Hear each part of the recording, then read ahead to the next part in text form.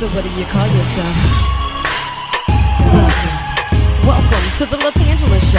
Hey. Hey, what can I do for you this fine day? This is your destiny. Hot, hot, hot. Right now. Welcome to the LaTangela Show. Kick it. Come on in and enjoy yourself. Right now. We gon' party like no one else. Welcome to the LaTangela Show.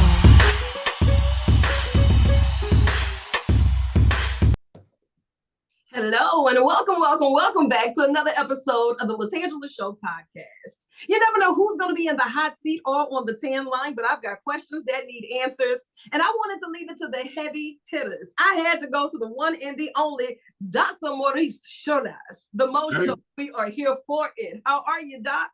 I'm here, and it's better to be seen and not viewed. I'm right. I'm telling you, I'm doing it. I love it. You know, every time you enter the room, you bring next level main character energy, you know, and that's what the world needs. We need more of you just to give all the good vibes and such a plethora of information. And, you know, I had the opportunity of meeting you for the Business at Bayou Classic event, and you were hosting this panel, and I was like, hey, we need to talk about this. Hold on, Doc.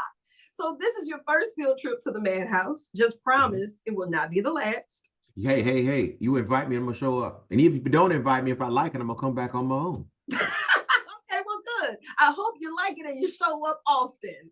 You know, you had a group of individuals and everyone was so captivated by the information, access, awareness, and advocacy, especially when it comes to bridging the health equity gap for Black communities. You have over 25 years of expertise in what you do. Starting from the basics, what inspired you to even want to be a physician? So I've wanted to be a doctor since I was 5. I don't know where it came from. There's no doctors in my family. When I was growing up, we went to the clinic. So the doctor or whoever the doctor like figure was that was there rotated. So it just came from wherever it came from, and it planted in me, and I moved forward. Now, my parents are Southern alums, as am I. I thank HBCU's T-shirt here for this interview. So I went to Southern before I was actually born. I was there as a pre-person, and my dad is an engineer, and like all engineers, engineers think everybody should be an engineer, and he was very, very disappointed when I said I wanted to go to medical school, and I actually stuck, because in his mind was like, well, what are you going to do if that doesn't work out? I mean, everybody wants to be an engineer. You can be an engineer for everything. So I had to do the Engineering Summer Institute, which was basically my opportunity to give it a chance before I finally decided. So I spent a summer doing civil, electrical, mechanical, all that sort of stuff, standing outside with surveying tools and things. And if I don't know nothing else in my life, I know I'm not an engineer. Well, you're engineering health, so that counts. Right? Yes. Dad said you gave it a good old try. You really did. And we appreciate you for at least attempting, right? But to be able to stick it out in the state of Louisiana, statistically, we are the best of the worst. And I know that you have a lot that comes across your desk. What are some of the things that has been the biggest challenge for you in knowing what the medical research is saying, what the statistics are showing, and what the future of our health is starting to look like through your lens, your scope? Sure. What we have going on here in Louisiana is the difference between talking with people and talking at people. We have a lot of people that talk at us, but don't actually engage with us. I don't think there's anything, quote unquote, afflicting or affecting the Black community that addressing racism and being inclusive can't fix. People want to act in their own interests, but they just need to give them the tools and the materials. And this really comes down to why we need Black doctors, why we need Black nurses, why we need Black physical therapists, occupational therapists, speech pathologists, everybody on the whole diaspora, and including Black educators. Right. Because all the people along that diaspora help the community understand, 1, how to consume information and understand it, 2, how to advocate for themselves, and 3, how to put themselves in a position to succeed. And I think if we really approach healthcare in our state from the standpoint of good people make good citizens, make good communities, make good decisions, equals health. Rather than saying, I'm going to just drop healthcare in as a little sprinkle on top of a turd sandwich. That's actually the way to solve this. Yeah. And that's a lot of things that you see, what you just mentioned. Wow, that's almost like a trick bag, right? Oh, you have it, you have it, you have it. But if people aren't educating you on the options, and then all of a sudden those options leave because they're not being properly utilized, we're suffering because we weren't educated properly on what was available to us. We didn't think to ask about the deadline until the deadline has gone, and now we need it.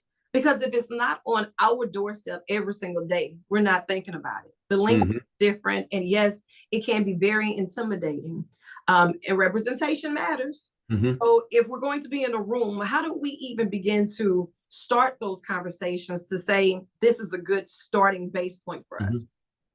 I start these conversations by really saying all kids need to be exposed to STEM. Not just because STEM is the only way to quote unquote be legitimate, because I'm a fan of the arts, I'm a patron of the arts, and I think arts teach us the humane and humanity side of life. But if you don't have a working understanding of biology, it's very difficult to understand why a COVID vaccination makes sense. If you don't have a working understanding of epidemiology, it doesn't make sense to you why you should care about your community's health, not just your own personal health. Right. Yeah. So that's why I say this all starts with education and educators. And in the process of providing this education through these educators, children and young people are exposed to stuff. They say, wait a minute, I just thought that was a theoretical nothing that had no relation to me and didn't excite me. Once people understand why having a baseline understanding of biology is necessary for you to actually advocate for your health, have conversations with your healthcare provider, and understand how to make good choices. They're like, oh, I'm not just taking this biology class because everybody's made to take it. Right. I'm taking this biology class because it's going to actually help give me life skills to provide for myself and my family. I think it's all in context and change. So I'm going to pivot for a second and say the kind of doctor I am is I do pediatric physical medicine and rehab. That means I take care of kids with physical disabilities. Yeah. A lot of doctors, for example, neurologists are super smart at saying, you have seizures and these are the meds. Or the neurosurgeons are saying, you have a tumor at this certain place, let me take it out. Or the orthopedic surgeon is saying, you broke a bone somewhere, let me splint it this way and let it heal. The rehab doctor says, based on your kind of fracture, based on your kind of tumor, based on the kind of seizures you're having, how does that affect your life and how do we make you functional? So my job as a physician is translating the so what in medicine to regular people that are not bought into the medical field. That's what we need to do on a larger scale.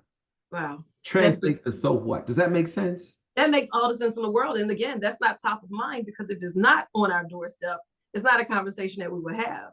And this is something that you deal with day in and day out. And even when you were talking about the kids and the youth as a whole, for the families, they're sponges. So it's hard to recondition us because we're grown, we're stuck in our ways, we want what we want. Our taste buds or don't play with it. And we're here in Louisiana. So making good choices and accountability is just like, well, that's a day-to-day task. It really is.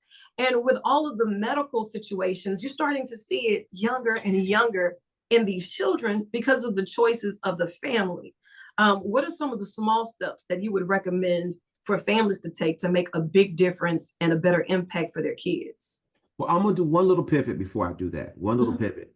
A lot of people make things like obesity and poor health outcomes a matter of personal choice, like it's some sort of moral failing on somebody for being fat, or it's some sort of moral failing on you because you have diabetes or came down with cancer. We are predisposed to that because of cancer, Allie, what we're exposed to in terms of what our living environments. That's an environmental racism issue. Okay, we are exposed to poor food and health outcomes because people live in food deserts. So I want to divorce some of this blame and shame that comes with poor health outcomes that they try to put on our community. So I had to start with that part. Yeah. But the part that we can own, again, comes down to understanding what goes in affects what comes out. Okay? And I am a South Louisiana boy and I love to food. We just got past Thanksgiving and I cooked for 30 of my closest friends and family. Now, are you good with these recipes, Doc? Let me tell you something. Let me tell you something. I'm listening. Them pots clang and the sound they make is magic. I can believe it too.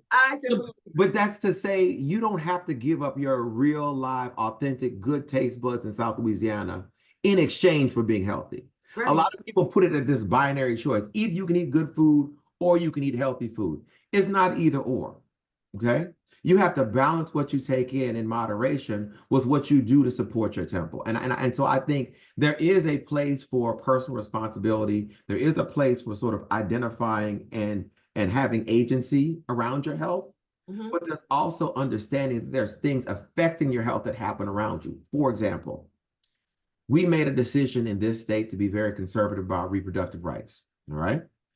People don't think what that has to do with overall women's health, but when you are training as an obstetrician and gynecologist, you take the board exams that all the OB-GYNs have to take, and some of that includes women's health.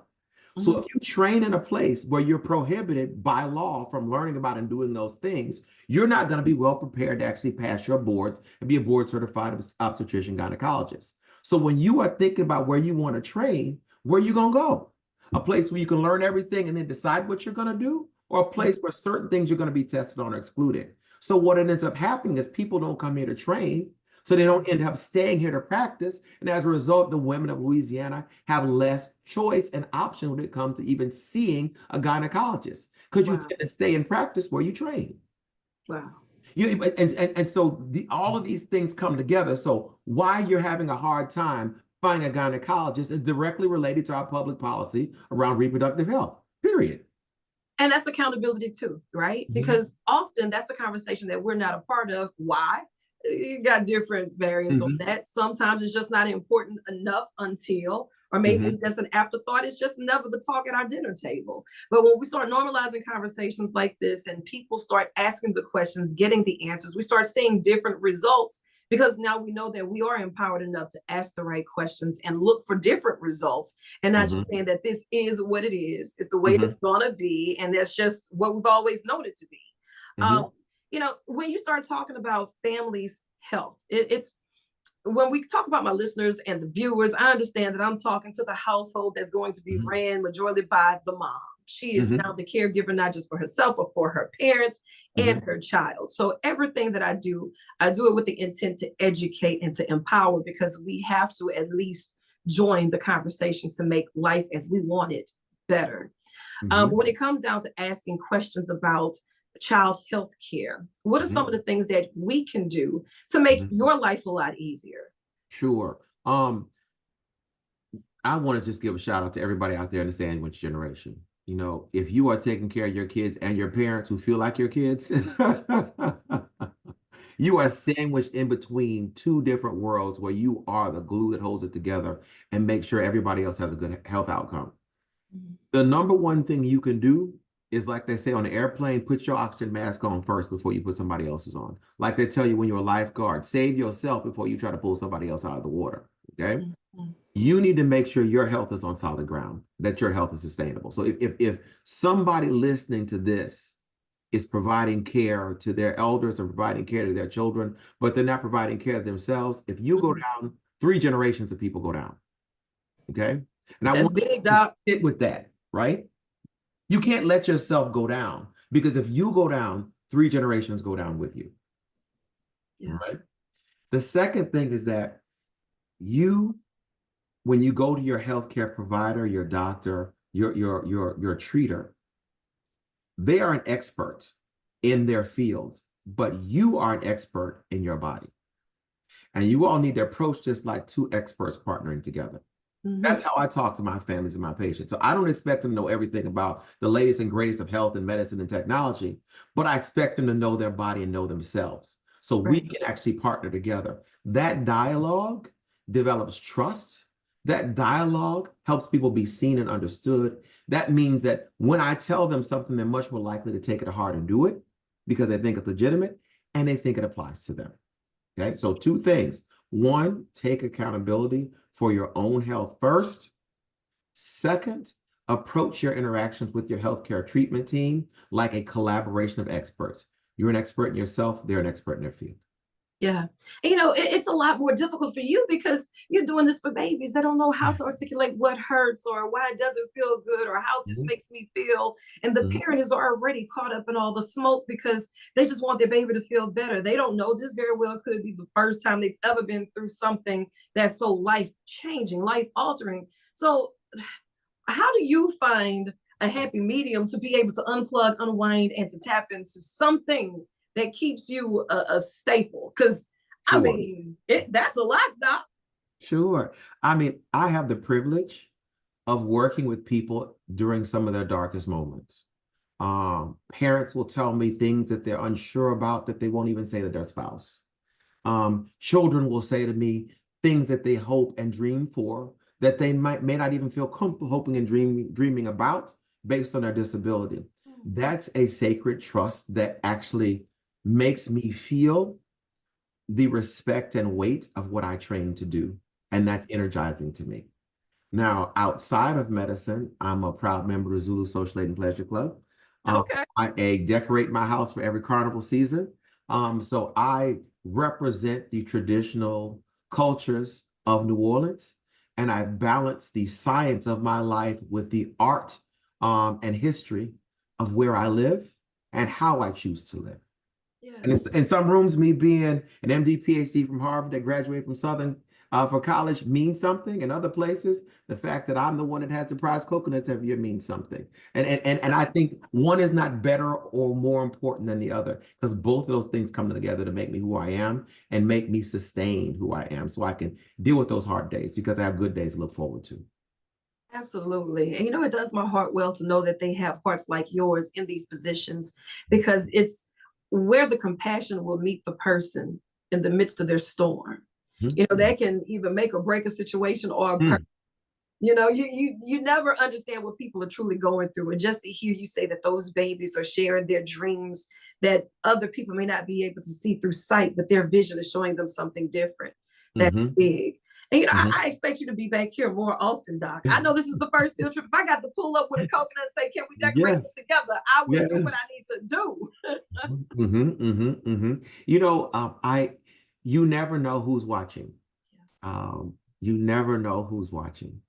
And so there's some things that I had the good fortune of being able to do very publicly and intentionally that I think are moving the needle, only to find out the stuff that I did quietly and I thought behind the scenes are the things that really made the impact. For the folks out there that think they are just a cog in the wheel of this world that's just turning, whether they show up or not, you matter. Everybody that feels like there's so many L's that they can't make time for the W's, realize that there is balance and your wins matter. And I try to use joy and the intentional curation of joy as my armor against all the bad things that want to hurt me. Absolutely. I am so proud of you. Oh, I'm forever grateful that that one event brought us together forever because you were stuck with me forever, ever, forever, yes. ever, forever, ever. Here I am. Here I am. Here I am. I know So, you. so tell me a little bit about as you listen to me talk about health, wellness, empowerment, how community folds into that, what are some things that sort of stick out to you? What are some things that just call BS on? Like, because I think everybody sort of gets in the rah-rah corner, but is there anything that I'm saying that just like, that didn't land with me, Doc? Or people have said this to me and that didn't land with me. Well, no, you know what? None of it is a smoke and mirrors or a BS call because I'm quick to identify that.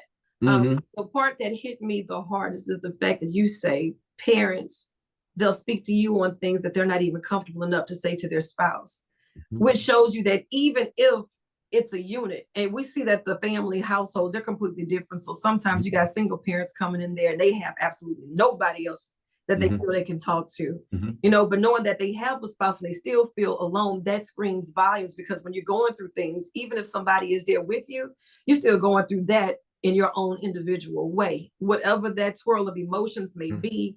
And we don't take enough time to unplug from the immediate hurt to deal with it. And 'tis the season. Everybody's going through something and nobody wants to talk about it. So we just mask it and we keep going and we keep going.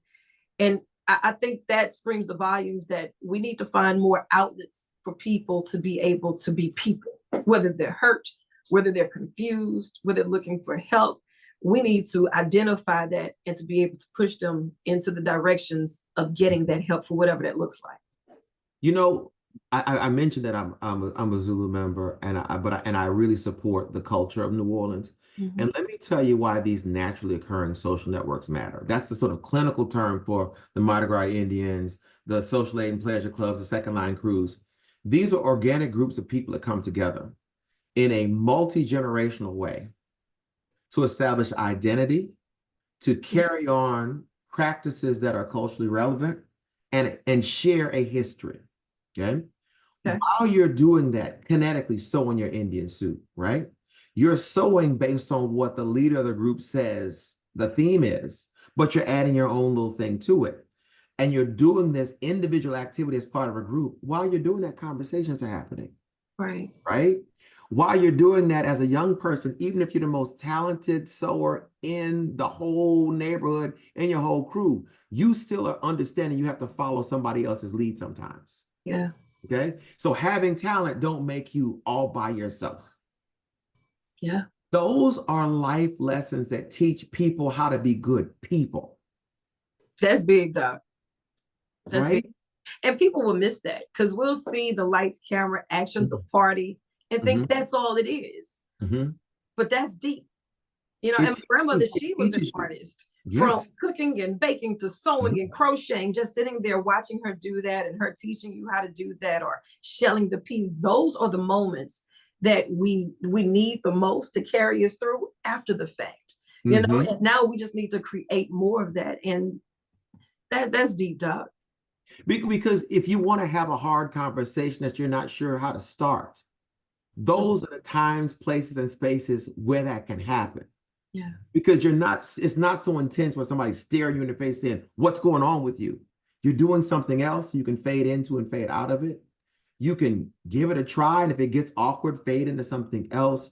I really think that these sorts of traditions, whatever they look like for whatever family, anybody listening, think about whatever it is. Like I told you I cook for Thanksgiving. It's important during that process that my nieces and nephews or whoever, they learn how to do stuff. Yeah. Shelling shrimp with me in the kitchen is going to be a signature memory for them one day. Not because it was shelling shrimp, but because of what we talked about while we shelled shrimp. How they felt when that dish was done and they knew they were a part of it. They were a part of making that meal a success that everybody enjoyed. Okay?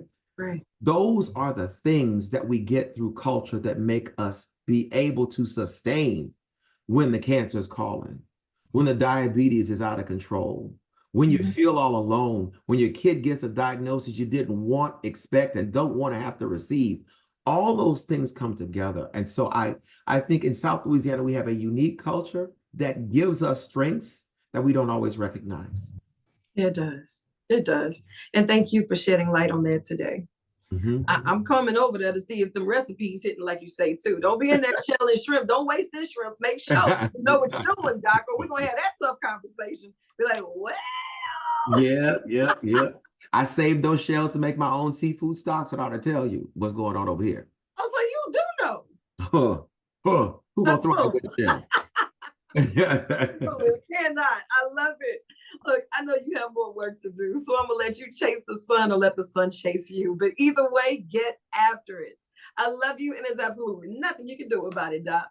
All right. Thank you for having me. It's been a joy and a pleasure being here. Shout out to our listeners.